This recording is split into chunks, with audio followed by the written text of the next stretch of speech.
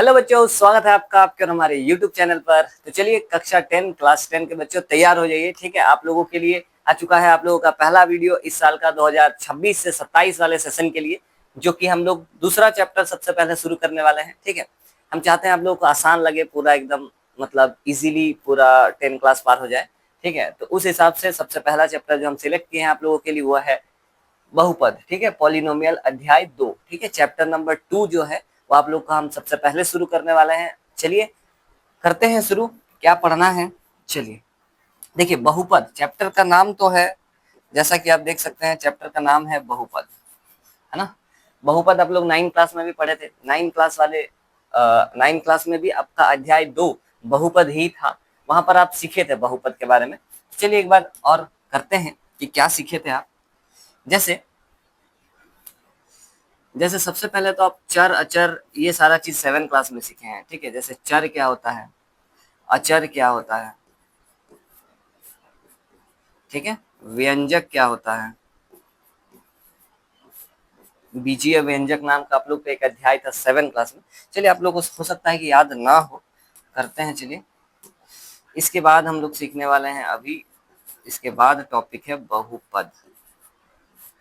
ठीक है, जैसे चर में चर में आप लोगों को इस प्रकार से रहता था, जैसे x हो गया या y हो गया, z हो गया, p हो गया, a हो गया, ये सारा चीज को हम लोग चर बोलते थे। ठीक है, जिसका मान बदलता था, वेरिएबल, है ना।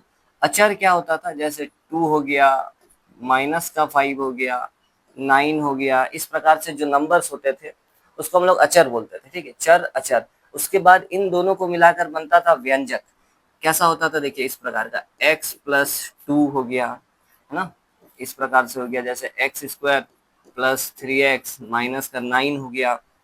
ये सारा चीज जो होता था इसको हम लोग व्यंजक बोलते थे, ये व्यंजक है। इसके बाद और लिख देते हैं, जैसे x² + √2 हो गया, है ना। ये सारा चीज को हम लोग व्यंजक बोलते थे, जिसमें देखिए हम सभी में, अच्छा यहाँ पर y में भी एक लिख देते हैं। चलिए जैसे मान के चलिए y² -5 हो गया। ये सारा जो है व्यंजक है, जिसमें इसमें चर देखिए क्या है, x है, इसमें भी चर x है, यहाँ x है, यहाँ चर की जगह पर y है। ठीक है, कांस्टेंट टर्म यानी कि अचर पद देखिए इसमें 2 है, इसमें अचर पद 9 है, जिसमें चर पद नहीं होगा वो वाला पद आपका अचर कहलाएगा। अच्छा, आप लोग एक पद, द्विपद, त्रिपद ये भी सीखे थे। प्लस के इधर एक, प्लस के इधर एक, 2 पद कहलाएगा ये। यहाँ पर देखिए प्लस और माइनस सेपरेट करेगा एक दूसरे को। ठीक है, तो 1 2 3, 3 पद इसमें है, इसमें देखिए 1 2 पद है, इसमें 1 और 1 2 पद है। ठीक है, ये सारा चीज भी आप लोग सीखे थे। तो इन सबको आप लोग क्या कहते थे, व्यंजक कहते थे। अब बहुपद, बहुपद क्या होता है, जैसे जैसे बहुपद के लिए आपका एक से अधिक पद होना चाहिए। एक पद मतलब एक पद या एक से अधिक पद होना चाहिए। ठीक है, जैसे मान के चलिए हम लिख रहे हैं 2x लिखे हैं, ठीक है, या 2x² लिखे हैं। चलिए ये एक पद है, प्लस माइनस में कुछ भी नहीं दिखाई दे रहा, तो एक पद हुआ, एक पद हो, ठीक है। इसके बाद मान के चलिए हम लिखे हैं 2x² प्लस का 5 है, या x² प्लस का -4 है। ठीक है, इस प्रकार से है मान के चलिए। तो ये सारा को हम लोग कहते थे बहुपद। दो दो चीज देखना पड़ता है बहुपद के लिए, 2 कारण हैं, ठीक है, जिनको सेटिस्फाई करने पर वो बहुपद कहलाता है। सबसे पहला तो एक या एक से अधिक पद होना चाहिए, एक या एक से अधिक पद हो। ठीक है, एक या एक से अधिक पद हो। तथा दूसरा है कि जो चर पद होगा, ठीक है, जो भी व्यंजक है उसमें जो चर पद होगा, उस चर पद का घात जो होगा, चर पद का जो घात है वो पूर्ण संख्या होना चाहिए। ठीक है, चर पद का घात पूर्ण संख्या होनी चाहिए। ठीक है, चर पद, अरे मिस्टेक हो गया, चर पद का घात, है ना,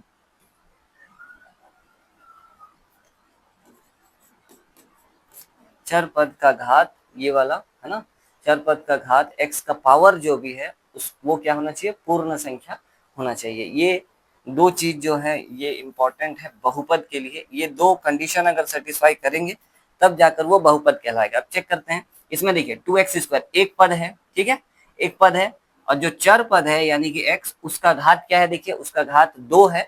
2 एक पूर्ण संख्या है तो कोई दिक्कत वाली बात नहीं है, इसको हम लोग बहुपद बोल सकते हैं।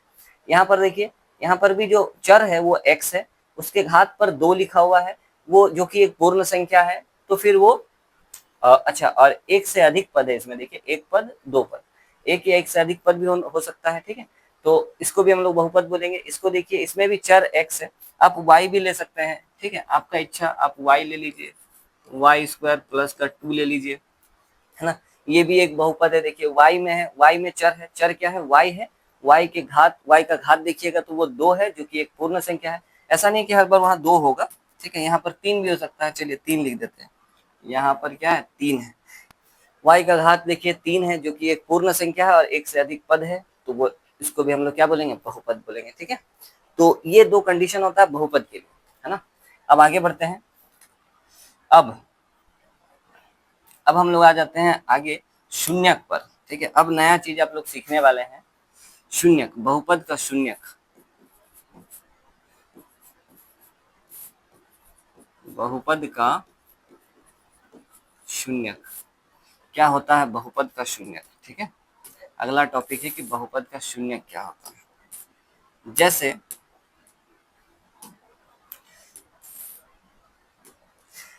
जैसे मान लीजिए अभी हम लिखे थे एग्जाम्पल, जैसे दिए थे कि एक्स स्क्वायर माइनस का 4 है ना। बहुपद को आप लोग याद करिए किससे दर्शाते थे, पी एक्स से दर्शाते थे, अगर आप लोग को थोड़ा सा भी याद है। पी पॉलिनोमियल होता है बहुपद का, इंग्लिश पॉलिनोमियल, तो उसको हम लोग पी एक्स, एक्स में चर है इसीलिए यहाँ पर एक्स लिखा रहता है, तो पी एक्स जो है एक्स स्क्वायर माइनस 4, मान के चलिए ये बहुपद हम आपको दिए, ठीक है, ये बहुपद हम आपको दिए। शून्यक क्या होता है, ठीक है, इस पर बात करने वाले हैं कि शून्यक क्या होता है। शून्यक हम लोग, जैसे कोई एक वैल्यू, ठीक है, कोई एक मान जो यहाँ पर x की जगह पर भरने पर ये अगर शून्य के बराबर हो जाए, यानी कि 0 हो जाए, तो फिर वो जो मान हम भरे थे इस पर, जो कि इसको शून्य बना दिया, वो मान अपना शून्य कहलाएगा, ठीक है। चलिए, जैसे देखिए यहाँ पर एक्स स्क्वायर माइनस 4 है, हम यहाँ पर क्या कर रहे हैं, x की जगह पर 2 रख रहे हैं, x की जगह पर क्या रख रहे हैं, 2 रख रहे हैं, लिख देते हैं, चलिए ऊपर में x बराबर 2 रखने पर, x बराबर 2 रखने पर, चलिए x, x की जगह पर हम कितना रख दिए, 2 रख दिए। यहाँ पर क्या हो जाएगा, यहाँ पर हो जाएगा x की जगह पर 2, 2 का स्क्वायर और माइनस का 4। चलिए ये क्या बन रहा है देखते हैं, 2 का स्क्वायर कितना बन जाएगा, 4 बन जाएगा, 2 का स्क्वायर 4 बन जाएगा, माइनस में कितना है, माइनस में 4 है, यानी कि ये क्या हो जाएगा, शून्य हो जाएगा। मतलब 2 बैठाने पर ये जो बहुपद था वो शून्य के बराबर हो गया, तो जो वैल्यू हम बैठाए थे यानी कि 2, वो इस बहुपद का एक शून्य कहलाएगा, ठीक है। एक और चीज बैठाने पर ये शून्य होगा, देखिए x बराबर अगर हम -2 रखते हैं, x बराबर -2 रखने पर, चलिए x बराबर -2 रखने पर, चलिए रखते हैं p -2 कितना हो जाएगा, ये हो जाएगा -2 का स्क्वायर और माइनस का 4। चलिए बनाते हैं आगे, माइनस का स्क्वायर करेंगे तो वो प्लस हो जाएगा, 2 का स्क्वायर करेंगे तो क्या हो जाएगा 4 और माइनस में 4, यानी कि फिर से ये क्या हो गया, शून्य हो गया। इसका मतलब है कि -2 भी, आप बोलेंगे सर -2 भी क्या इसका शून्यक है, हाँ सही बात है, -2 को भी हम बोलेंगे कि हाँ वो भी इस बहुपद का एक शून्यक है। तो इसको किस प्रकार से लिखेंगे, हम लोग लिखेंगे कि -2, सबसे पहले तो 2 है ना, इस प्रकार से लिख देते हैं, अतः 2 तथा -2 पी एक्स बराबर एक्स स्क्वायर माइनस 4 के शून्यक है,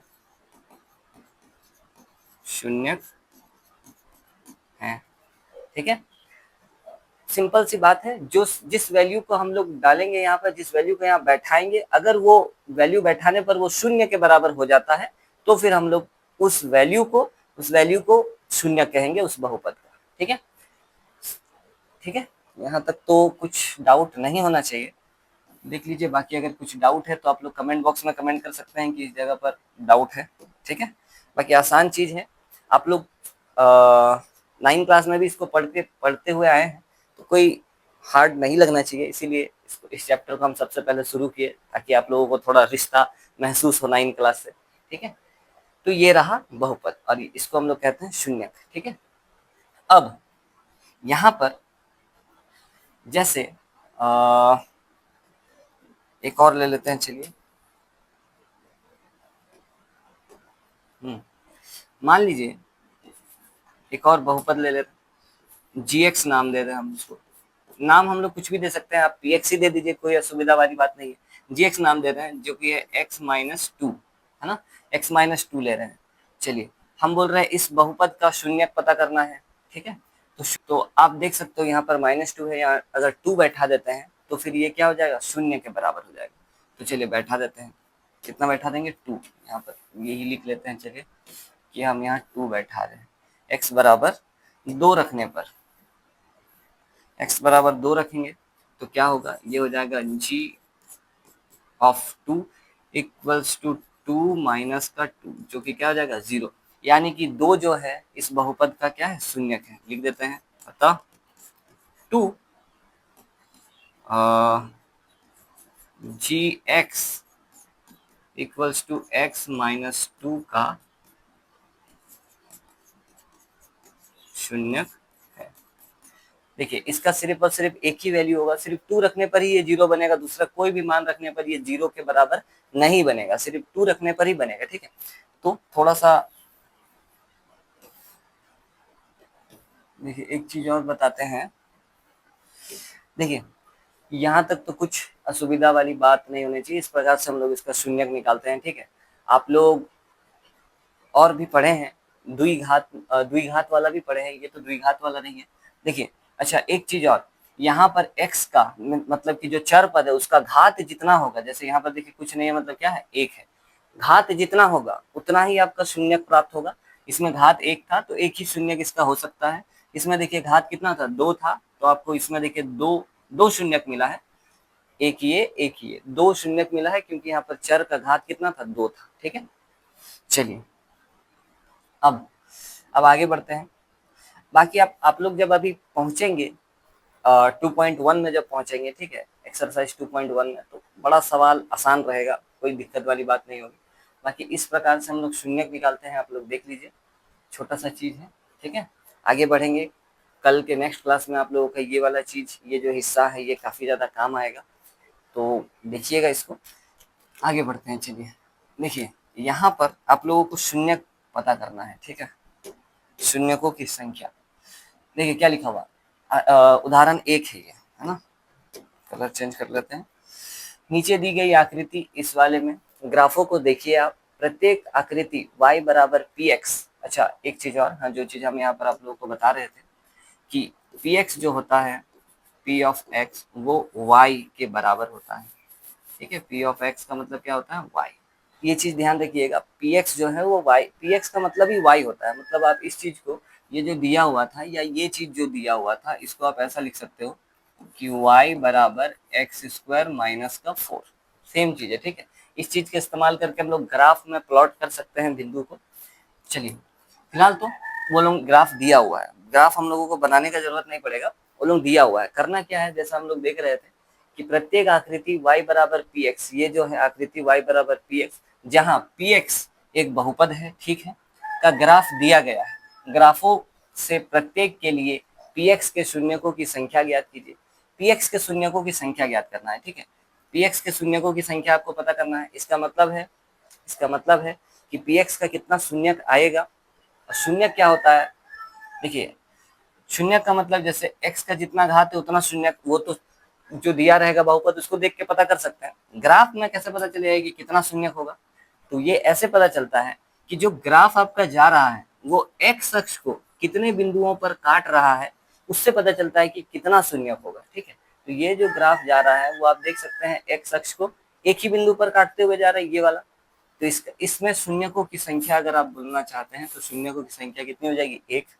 इस वाले में देखिए ये जो ग्राफ चल रहा है, इसमें यहाँ पर x अक्ष को और यहाँ पर x अक्ष को काटा है वो ग्राफ, तो यहाँ पर शून्यकों की संख्या हो जाएगी 2। इस जगह पर देखिए 1, इस जगह पर एक बार काट दिया, इस जगह पर एक बार, यानी कि 3 बार काटा गया है x एक्सिस को। तो बहुपद शून्यकों की संख्या कितनी हो जाएगी 3। यहाँ पर देखिए, यहाँ एक बार, यहाँ एक बार, शून्यकों की संख्या हो जाएगी 2।